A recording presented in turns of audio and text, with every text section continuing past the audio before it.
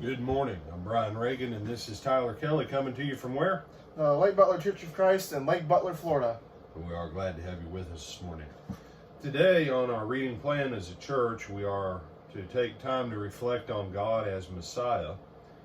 And because we don't have a designated reading, I wanted to go back and pick up Deuteronomy 28, where we were a couple days ago. And let's read a little bit together from Deuteronomy 28. It says, "Now it shall come to pass, if you diligently obey the voice of the Lord your God, to observe carefully all his commandments which I command you today, that the Lord your God will set you high above all nations of the earth. And these blessings shall come upon you and overtake you, because you obey the voice of the Lord your God. Blessed you will be in the country, and blessed you'll be in the city. Blessed will be the fruit of your body, the produce of your ground, the increase of your herds, the increase of your cattle, and the offspring of your flock. Blessed shall be your basket and your kneading bowl. Blessed shall you be when you come in, and blessed shall you be when you go out. And the Lord will cause your enemies who rise against you to be defeated before your face. They shall come out against you one way and flee before you 7 ways. And the Lord will command the blessing on you in your storehouses and in all to which you set your hand. And he will bless you in the land which the Lord your God is giving you. The Lord will establish you as a holy people to himself, just as he has sworn to you, if you keep the commandments of the Lord your God and walk in his ways." And the blessing on obedience goes all the way down through verse 14. But when you and I are reading the Old Testament, specifically when we're reading the sections of the Law of Moses, essentially from Exodus chapter 20 through the end of Deuteronomy, that is the section that is the rules, if you will, of the Old Covenant.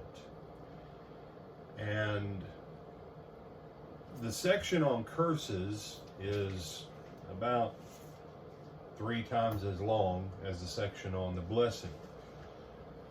Because if you have a brain that understands blessing, once you read through verse 14, you know what you learn, Tyler? What? Everything's covered with blessing. But then you have those people that say, well, what if I don't keep, and then put whatever they don't keep? That's why God takes nearly 3 times as much space to explain the cursing.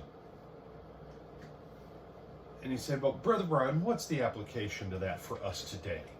Well, there's a lot of application, but while you're thinking about Deuteronomy 28, I want you to flip over to Hebrews chapter 8, and we'll read right there, because there is a good truth here. It says, beginning at verse 1, "Now this is the main point of the things we are saying.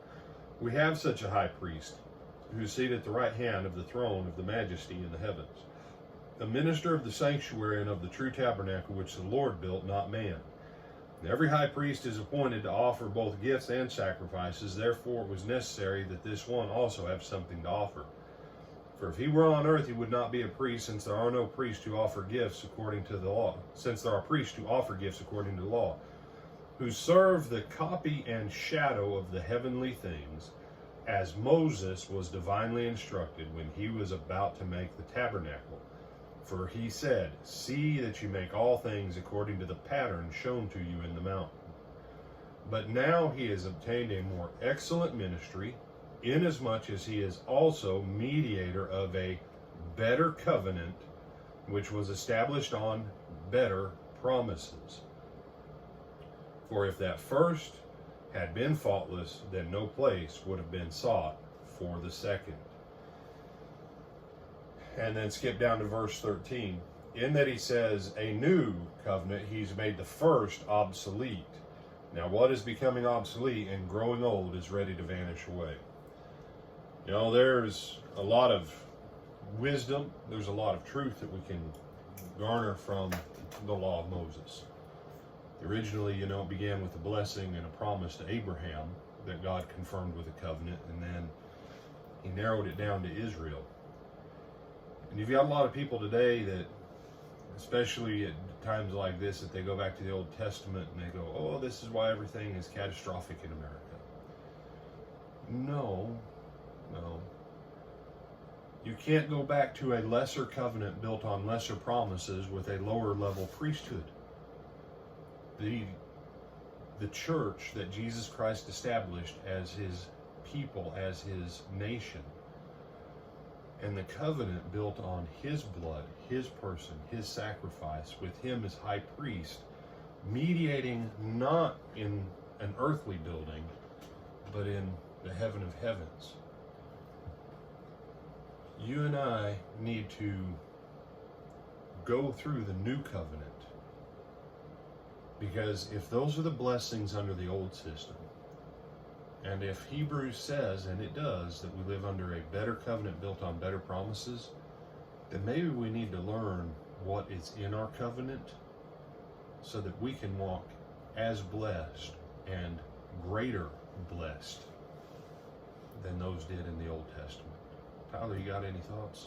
No, sir. As you reflect on Jesus as Messiah, think about the fact that he is the perfect sacrifice that superseded everything of the sacrifices in the Old Covenant. How much better is he than that? How much better is his covenant? How much better are his promises? I think it's high time, brothers and sisters and friends, that we learn to understand exactly what we have the right to in the kingdom, which is his church. Brian Reagan, this is Tyler Kelly, wishing you A very good day. go in the blessing of the Lord.